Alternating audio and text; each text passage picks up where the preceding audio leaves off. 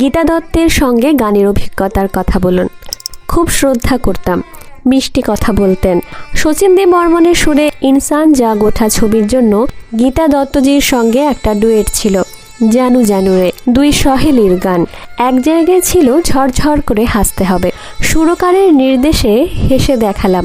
এবার গীতাদির পালা। উনি যে কারণেই হোক সেভাবে হাসতে পারলেন না।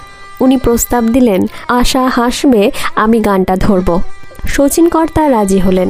সুন্দরভাবে রেকর্ডিং হয়ে গেল।